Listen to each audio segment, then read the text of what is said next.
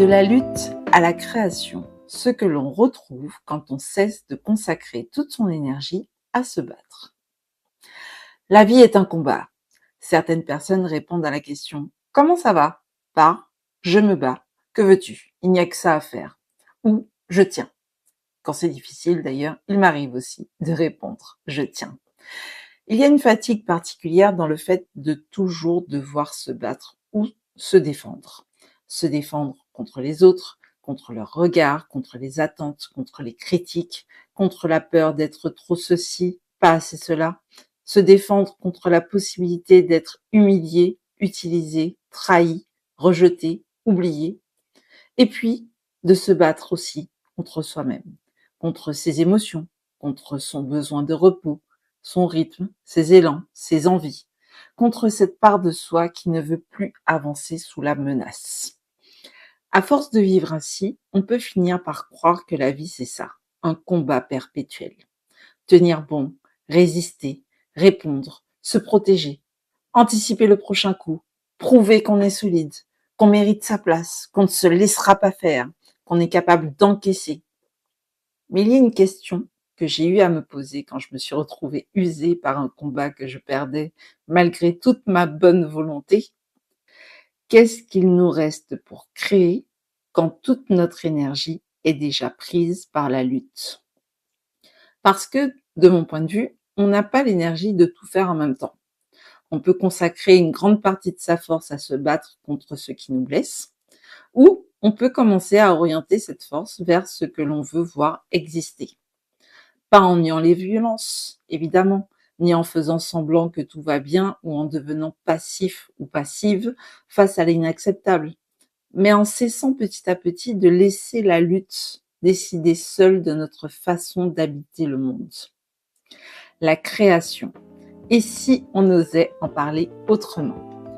Bienvenue dans Le bonheur à la vie à la mort, le podcast où on se choisit en optimisant ses ressources sans se renier ni s'ignorer. Je suis Victoria Bonheur, accompagnatrice en élévation personnelle, tisseuse d'élan fluide et de clarté. Ce podcast est un espace de réflexion sans injonction pour celles et ceux qui veulent vivre autrement, avec plus de justesse, plus de paix, plus de présence. Dans cet épisode intitulé « De la lutte à la création », nous arrivons au dernier mouvement de notre série consacrée au thème « Sortir du paradigme de la violence ». Depuis le début de ce cycle de 9 épisodes, nous avons pris le temps de regarder la violence autrement. Nous avons parlé de la violence ordinaire, celle qui ne fait pas toujours de bruit, mais qui finit par abîmer les corps, les liens et les consciences. Nous avons exploré les mots qui nous apprennent à vivre en guerre. Nous avons interrogé cette idée selon laquelle la souffrance serait une preuve de mérite. Nous avons observé ce que la violence transmet de génération en génération. Nous avons parlé de l'attaque utilisée comme défense. Nous avons regardé ce que la précarité, l'urgence et l'insécurité prolongée font à nos corps, à notre horizon, à notre capacité de penser clairement. Nous avons vu comment les filtres de méfiance peuvent nous faire condamner avant même de rencontrer, et nous avons réhabilité la gentillesse consciente. Pas celle qui s'épuise ni qui impose, mais celle qui choisit d'agir avec bonté, discernement et respect des limites. Si tu nous rejoins pour la première fois ici, bienvenue à toi. Il n'est pas indispensable d'avoir écouté tous les épisodes précédents pour comprendre ce dont on va parler aujourd'hui, mais pour les découvrir, tu peux les retrouver sur ma chaîne YouTube Victoria Porte-Bonheur. Aujourd'hui, j'aimerais qu'on entame une nouvelle réflexion. Que devient la vie lorsqu'elle n'est plus structurée de prime abord par la lutte ? Autrement dit, si nous cessons de consacrer toute notre énergie à nous défendre et à nous battre, à quoi cette énergie peut-elle enfin servir ? Alors attention, je sais qu'on peut vite partir dans les raccourcis et c'est la raison pour laquelle je veux poser tout de suite une nuance importante. Sortir de la lutte ne veut pas dire renoncer à soi. Ça ne veut pas dire non plus tout accepter, ni se contenter de sourire pendant qu'on nous manque de respect.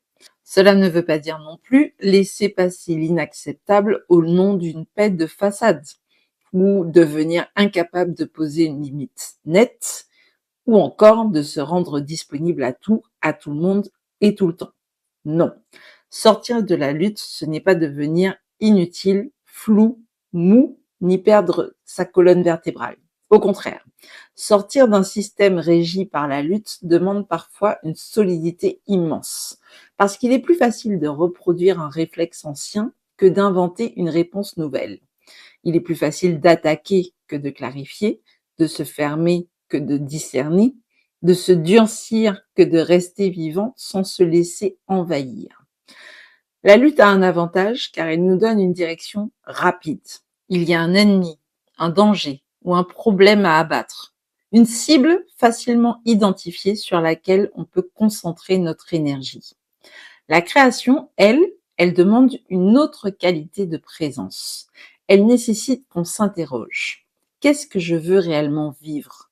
Quel type de relation je veux nourrir? Quel environnement je veux contribuer à créer? Quelle posture je veux incarner? Quelle part de moi j'envisage de renforcer? Quel monde je vise? Et que puis-je faire pour le rendre plus habitable par mes choix, mes mots, mes gestes, mes limites, mes engagements personnels? Et ces questions demandent bien plus que de la réaction. Elles nécessitent de la conscience. Pendant longtemps, moi aussi j'ai cru qu'il fallait surtout lutter. Lutter pour devenir, pour avancer, pour prouver notre valeur. Lutter pour ne pas m'effondrer. Lutter contre mes propres résistances, contre ma fatigue, contre mes émotions. Lutter contre tout ce qui semblait ralentir le mouvement. Et je ne vais pas faire semblant de le nier. Oui, ce mode de fonctionnement peut produire des résultats pendant un temps. On peut réussir en luttant. On peut construire en se forçant. On peut impressionner les autres en tenant debout alors qu'à l'intérieur tout tremble ou tout s'effondre. On peut être efficace en se coupant de ce que l'on ressent. Mais à quel prix? Parce qu'à force de tout transformer en combat, même l'élan de vie finit par s'épuiser. Créer devient difficile. Recevoir devient difficile. Se reposer devient suspect. Demander de l'aide devient humiliant. Faire confiance devient risqué. Être doux ou douce avec soi-même semble presque irresponsable. Et puis un jour, il se passe quelque chose et soudainement, on entend en nous une voix qui dit « Je ne peux plus continuer comme ça ». C'est pas forcément une grande scène dramatique. Parfois, c'est une fatigue qui ne passe plus, une joie qui se retient, une créativité qui s'éteint, un goût de vivre qui devient plus discret, une impression de fonctionner au lieu d'habiter pleinement sa vie. Et surtout, un corps qui ne suit plus. Pour moi, le point de bascule important a été de comprendre ceci. Premièrement, il faut être en vie pour faire ce qu'on a à faire. Deuxièmement, arrête de te battre contre toi-même car vous êtes dans la même équipe. Ces phrases, je les partage régulièrement et tu les as déjà sans doute entendues si tu me suis depuis un moment. La première, ce sont mes parents qui me l'ont dite à une époque où je pensais encore que mon corps m'empêchait de remplir mes engagements. La deuxième, je l'ai déduite de mes apprentissages et de mon expérience. Et ces deux phrases continuent de m'accompagner au quotidien. Parce qu'elles disent deux choses très simples et tout aussi importantes. 1. Ma vie a de la valeur, ne serait-ce que pour me permettre de réaliser mes objectifs.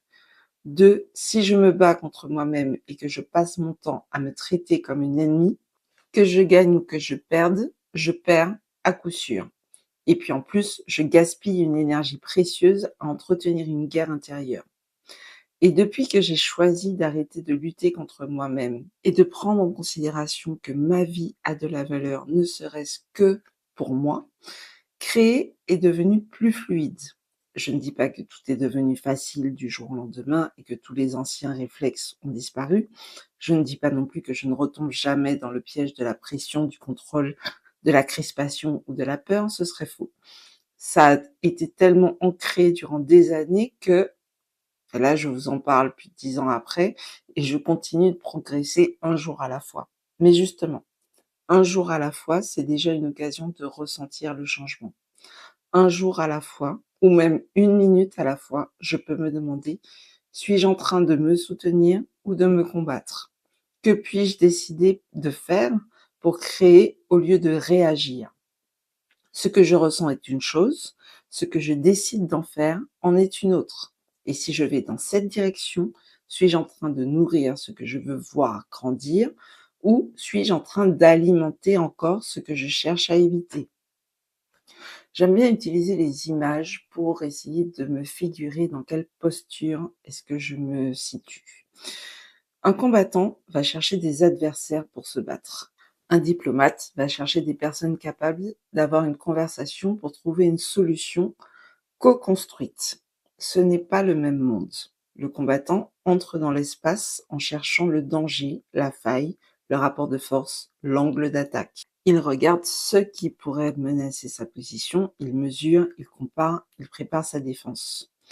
Le diplomate, lui, ne nie pas les tensions, il sait que les avis et les intérêts peuvent diverger, il sait qu'un désaccord peut être profond, mais que son existence n'empêche pas la relation d'évoluer.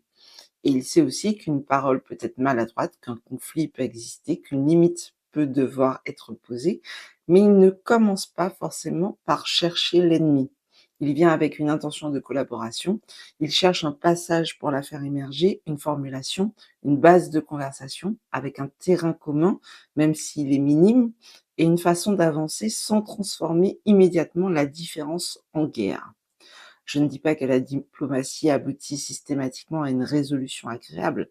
Certaines situations ne sont pas propices aux conversations paisibles et certains cadres sont dangereux, tout comme certaines personnes ne sont pas disposées à dialoguer. Et parfois, s'éloigner est plus sain que de négocier. Mais clarifier son positionnement vis-à-vis de soi-même reste nécessaire. Dans quelle posture suis-je en train d'aborder cette situation? Qu'est-ce que je veux réellement vivre dans cette interaction? Qu'est-ce qui est vraiment important pour moi qui ressorte de cet échange? Est-ce que je viens me battre et risquer de faire des dégâts dans la relation ou est-ce que je viens pour assainir le lien?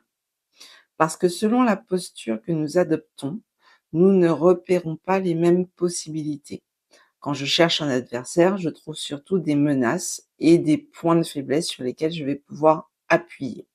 Quand je cherche une conversation, je peux aussi repérer des ouvertures, des points de convergence et faire émerger une nouvelle option en reliant mes besoins à ceux de l'autre. Quand je cherche à gagner à tout prix, je risque de perdre le lien. Quand je cherche à créer, je peux parfois inventer un chemin qui n'existait pas encore en interagissant avec l'autre de façon respectueuse et bienveillante.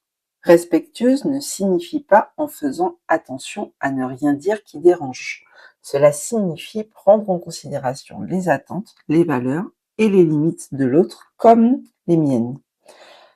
Bienveillante ne devient pas complaisante car si on respecte les limites et les valeurs de l'autre, on tient compte avant tout de nos propres limites et de nos valeurs. Créer ne veut pas forcément dire produire une œuvre, lancer un projet ou inventer une solution spectaculaire. Créer, ce n'est pas toujours provoquer des changements bruyants dans sa vie. Créer, c'est aussi adopter une manière différente de se parler, aménager un espace où le désaccord ne détruit pas la relation, occuper un environnement où sa douceur peut exister sans avoir à le regretter. Penser une autre manière de transmettre aux enfants. Choisir des gestes qui redonnent de la joie au lieu d'attendre qu'elles reviennent toutes seules. Envisager une façon plus digne de collaborer, c'est revoir le rapport à son corps avec une approche plus respectueuse, identifier une limite claire à poser là où avant il y avait du ressentiment. Accueillir la peur autrement pour que la relation à l'autre, tout comme la relation à l'argent, ne soit plus régie par nos insécurités. Parfois, c'est retirer ce qui entretient la guerre. Une phrase acerbe ou ironique qui serait trop brutale. Une habitude de se faire passer après tout, alors que nous avons besoin d'être bien pour mieux interagir avec les autres. Une loyauté ancienne envers des fonctionnements qui ne nous correspondent plus. Créer, c'est aussi cesser de nourrir ce qui nous détruit. Une manière de se considérer qui nous donne l'impression que les autres sont forcément mieux que nous, non. Chacun a ses forces et ses faiblesses. Une exposition répétée à des contenus médiatiques qui nous dérèglent à la télé ou sur le net, c'est une manière de dire oui alors que tout en nous dit non. Je sais que le mot lutte peut sembler noble et parfois il peut l'être. Certaines luttes sont nécessaires pour sauver des vies. Certaines luttes ont permis des droits, des reconnaissances, des protections, des avancées collectives. Donc, non, je ne suis pas en train de dire que toute lutte est inutile ou mauvaise. Je dis que même dans la lutte juste, il est important de choisir où va notre énergie. Parce que ce à quoi nous portons de l'attention grandit. Ce à quoi nous donnons notre temps, notre regard, notre parole, notre colère, nos émotions en règle générale, notre imagination, notre présence, finit souvent par prendre plus de place dans notre monde. Y compris lorsque nous sommes contre. Quand nous passons notre temps à parler de ce que nous voulons voir disparaître, nous continuons à organiser notre attention autour de ça. Quand nous passons notre temps à regarder l'ennemi, l'ennemi reste au centre de nos pensées. Quand nous définissons toute notre identité par opposition, ce que nous combattons continue de nous structurer. Alors, pour celles et ceux qui tiennent absolument à se battre, j'ai tendance à vous dire ceci. Battez-vous pour ce que vous voulez voir apparaître plutôt que seulement contre ce que vous voulez voir disparaître. Battez-vous pour des relations plus respectueuses, pour des environnements plus soutenants, pour des lieux où la dignité n'est pas négociable, pour des organisations qui ne reposent pas sur l'épuisement, pour des familles où l'amour ne se confond pas avec la peur, pour des espaces où la gentillesse peut être lucide, cadrée, honorée, pour des corps que l'on n'a plus besoin de pousser jusqu'à la rupture pour se sentir valable, pour une parole qui est claire sans humilier, pour une réussite qui ne demande pas de se renier. Parce que dans le vivant, ce qui reçoit de l'énergie, ce qui reçoit de l'attention, des ressources et des conditions favorables prend du terrain. Si une autre manière d'exister apparaît, se renforce, s'organise, attire, nourrit, inspire, elle peut, elle aussi, peu à peu prendre la place de ce qui semblait incontournable. Ce n'est pas magique, ce n'est pas immédiat et ce n'est surtout pas toujours linéaire. Mais il y a une logique très concrète. Ce que nous nourrissons a plus de chances de croître. Alors autant diriger une part de notre attention vers ce que nous voulons réellement voir grandir. D'ailleurs, tout à l'heure, j'ai lu cette citation de Dan Millman sur les réseaux qui faisait écho à ce que je te partage ici. Le secret du changement est de concentrer toute votre énergie, non pas à combattre l'ancien, mais à construire le nouveau. Sortir du paradigme de la violence, ce n'est pas seulement arrêter de faire certaines choses. Ce n'est pas seulement arrêter de crier, d'attaquer, de se faire violence, de transmettre de la dureté, de voir l'autre comme une menace, de considérer la gentillesse comme une faiblesse. La nature a horreur du vide, donc il est nécessaire de commencer à pratiquer autre chose en parallèle. Des mots plus justes, des limites plus claires, des rythmes plus respectueux, des relations moins régies par la peur, des façons de travailler qui ne reposent pas uniquement sur l'urgence, des manières d'éduquer qui ne confondent pas respect et terreur, des conversations qui cherchent la compréhension, la co-création plutôt que la victoire sur l'autre, des collectifs où la différence peut devenir une ressource à mobiliser au lieu d'être traitée comme un problème à corriger. Et je crois que cela commence de façon très basique par une pensée que l'on change. Au lieu de se dire « je dois me battre contre moi-même », se dire « je vais faire équipe avec moi pour y arriver ». Au lieu de se dire « je dois gagner cette discussion », dire « voici ce qui est important pour moi dans cette relation et je vais faire de mon mieux pour l'exprimer clairement ». À la place de « je suis nul, je ne vais pas y arriver », se dire « il y a une ressource, une clarté ou un soutien que je vais trouver pour avancer ». Au lieu de « je ne peux faire confiance à personne », se dire « je suis digne de confiance et il existe d'autres personnes qui le sont aussi ». Au lieu de se répéter « je dois être gentil, sinon je suis mauvais », on peut se dire « je peux agir avec bonté en respectant mes limites et celles des autres ». Alors oui, quand on n'a pas l'habitude, ça peut sembler mignon de changer les phrases comme ça et puis on se dit bah, « de toute façon, ça va pas changer ». Mais ce ne sont pas seulement de jolies phrases, ce sont des changements de posture. Et une posture répétée devient peu à peu une manière d'habiter sa vie. Il y a aussi une autre illusion que je trouve importante de mentionner ici. Nous vivons dans une époque où on montre beaucoup les résultats, mais beaucoup moins les processus. On voit le corps en forme, mais pas toujours les heures d'entraînement, les choix alimentaires, les temps de récupération, la régularité. On met en lumière l'expertise, mais pas toujours les lectures, les formations, les essais, les erreurs surtout, et les années de pratique. On évoque avec admiration les relations qui durent, mais pas toujours les conversations inconfortables, les ajustements, les pardons, les limites, les transformations personnelles de chaque côté qui ont permis au lien de rester vivant. On parle de la nécessité d'avoir accès à un réseau solide, mais beaucoup moins de la présence aux événements, des nouvelles prises de contact, des messages envoyés, des liens entretenus avec soin. Et cela crée une espèce de dissonance. Nous pouvons envier le résultat tout en refusant parfois de mettre en place l'espace-temps nécessaire pour le construire. Et d'autres fois, ce n'est même pas un refus conscient. On ne sait pas encore comment l'organiser. On manque d'énergie, de moyens, de soutien ou de disponibilité intérieure pour s'engager sereinement dans cette transformation. Rappelons-nous qu'une situation qui perdure est le résultat d'au moins un choix qui se renouvelle. Nous voulons parfois le fruit sans l'environnement ni le rythme de croissance qui l'ont rendu possible. Nous admettons que nous devons mieux manger, mais sans que cela demande de changer notre organisation.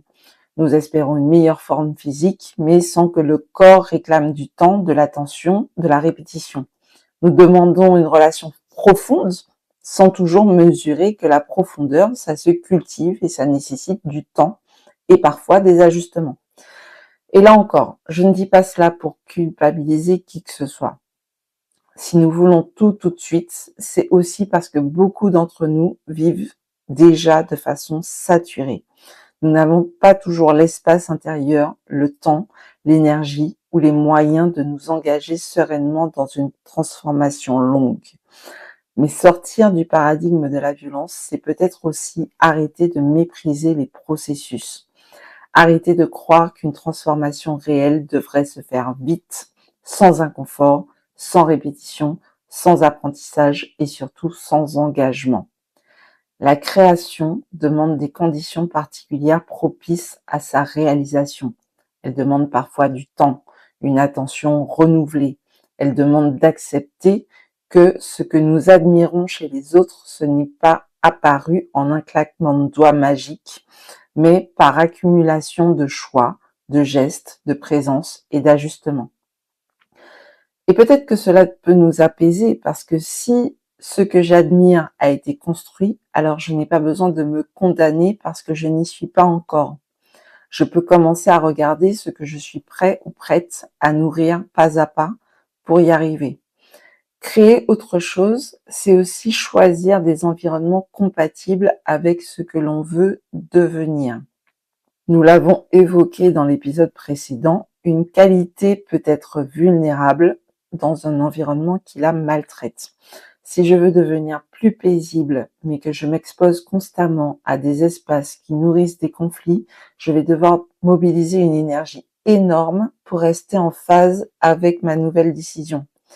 Si je veux développer ma créativité, mais que je me cantonne à l'exposer dans des milieux où toute différence est ridiculisée, mon élan risque de se contracter.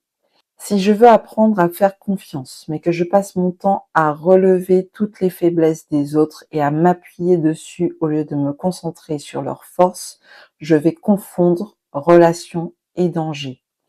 Si je veux honorer mon corps, mais que je continue à organiser ma vie comme si mon corps n'était qu'un outil de production, les déséquilibres qu'il vit finiront par me stopper. Choisir un environnement, ce n'est pas toujours tout quitter. Ça passe aussi par ajuster ses espaces. Moins de conversations qui nous tirent vers le cynisme, plus de relations où l'on peut parler vrai sans être humilié. Moins de contenu qui sature notre système nerveux, plus de lectures, de rencontres, de pratiques qui nourrissent notre âme. moins de lieux où il faut constamment prouver sa valeur et plus de cadres où l'on peut progresser sans se faire écraser. On ne choisit pas toujours tout, je le sais. Il n'est pas question de quitter son travail du jour au lendemain. Certaines obligations persistent, certaines relations familiales sont complexes et certaines contraintes financières rendent les marges de manœuvre souvent très minces. Mais même lorsque nous ne pouvons pas changer tout notre environnement, nous pouvons commencer par créer des zones entre guillemets plus respirables.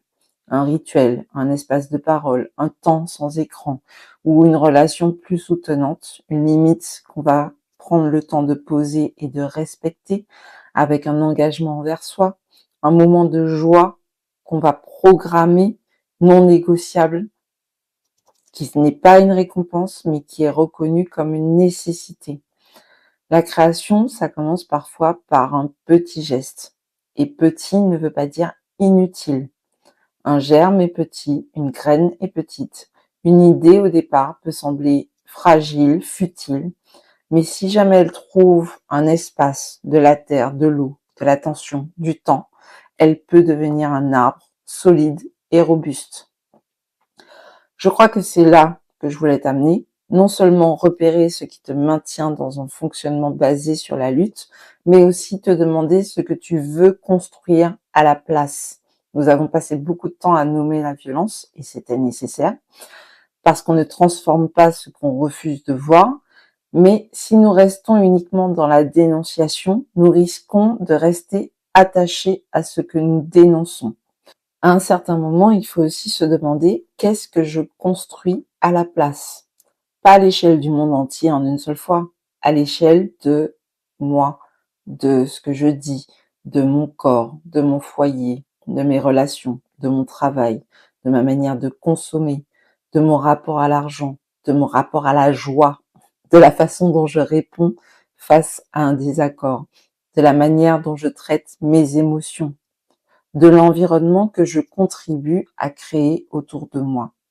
Parce que si je veux un monde avec moins de violence, je dois aussi regarder ce que je rends normal dans mon propre périmètre. Est-ce que je rends normal de se parler avec mépris? Ou est-ce que je rends normal de clarifier sans humilier? Est-ce que je considère que c'est normal de s'épuiser pour prouver ma valeur? Ou est-ce que je décide à partir de maintenant que c'est normal de respecter les limites du vivant, les miennes et celles des autres? Est-ce que je rends normal de se méfier de tout le monde? Ou est-ce que je décide que je peux discerner sans fermer mon cœur? Est-ce que je décide que c'est normal de donner jusqu'à se vider? Ou est-ce que je décide que c'est normal de prendre soin de moi sans me sacrifier? Et on peut continuer comme ça encore longtemps, comme faire semblant que ça va, ou est-ce que je décide que c'est normal d'être un humain avec des besoins, des rythmes et des ajustements qui ne sont pas forcément linéaires. Ce sont ces normalisations-là qui, à force, fabriquent des mondes. Si cet épisode te parle, si tu sens qu'une partie de toi est fatiguée de vivre en réaction, en défense, en crispation, si tu as envie de récupérer ton énergie pour créer davantage de clarté, de joie, de coopération, de paix et de puissance juste dans ta vie, je t'invite à t'abonner au podcast pour continuer à explorer ces réflexions avec moi. Tu peux aussi laisser un commentaire pour me dire ce que cette série a particulièrement éveillé en toi. Et puis, si jamais tu connais quelqu'un qui a passé beaucoup de temps à survivre, à se défendre, à tenir, à lutter, qui aurait besoin d'entendre qu'il existe peut-être une autre façon d'exister, tu peux lui partager cet épisode. Parce que l'idée, c'est pas de transmettre des injonctions à aller mieux. L'idée, c'est de s'inviter à respirer plus amplement, plus librement et surtout plus posément. Avant de clôturer cet épisode, et avec lui cette série sur le sortir du paradigme de la violence, j'aimerais te laisser avec ceci. Tu n'as pas à passer ta vie à prouver que tu peux survivre. Survivre a peut-être été nécessaire, te défendre aussi. Te durcir a peut-être été une stratégie à un moment donné qui a fonctionné. Te méfier et te battre t'ont peut-être protégé et permis de tenir jusqu'à maintenant.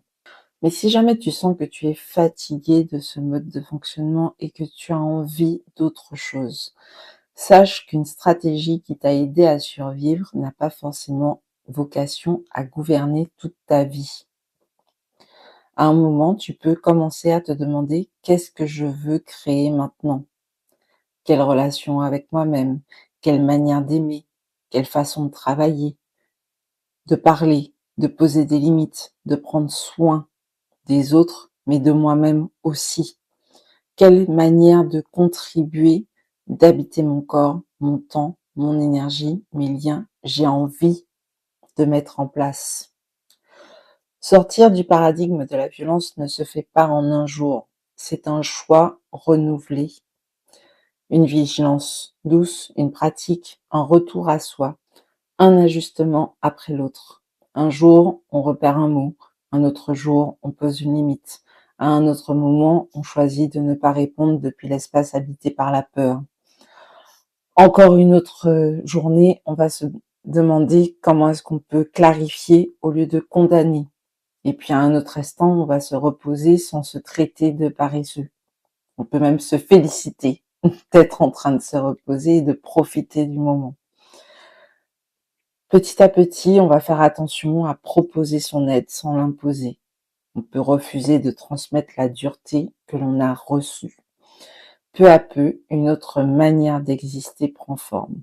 Elle n'est pas parfaite, elle n'est pas figée et elle n'est pas toujours facile, je le conçois, puisque de toute façon, quand c'est facile, ça veut dire qu'on maîtrise le geste. Mais on se rend compte qu'on se sent plus libre, plus créatif ou créative. Et puis surtout, on ressent qu'on est davantage en train de vivre plutôt que de passer son temps à survivre. Alors, la question concrète qu'on peut se poser, c'est pas seulement comment sortir de la violence, mais peut-être aussi qu'est-ce que je choisis de nourrir à la place. Et pour moi, c'est là que commence la vraie création. Sortir du paradigme de la violence ne consiste pas seulement à arrêter de lutter, cela consiste à récupérer l'énergie captée par la défense, la peur, la méfiance et la survie pour la remettre au service de la création, du lien, de la joie, de la dignité et d'une manière plus vivante d'habiter sa vie. Merci encore d'être rentré dans cette bulle avec moi. Je t'encourage à partager cet épisode ou même cette série si tu sens que ça peut aider quelqu'un que tu connais à renouer avec le bonheur et la joie. Si ce cycle t'a parlé, n'hésite pas à soutenir la chaîne Victoria Porte-Bonheur en laissant un like sous cette vidéo, en t'abonnant aussi et éventuellement en commentant ce qui a particulièrement résonné pour toi. Bien sûr, si jamais tu as des remarques et des questions, je t'invite aussi à les faire dans l'espace commentaire. Tu peux également me retrouver dès maintenant sur Instagram via Victoria Porte-Bonheur. Parce que le bonheur n'est pas un luxe, c'est un appel à l'alignement de soi, à la vie, à la mort. C'était Victoria Bonheur, dans le bonheur, à la vie, à la mort, le podcast où on se choisit en optimisant nos ressources sans se renier ni s'ignorer. À bientôt!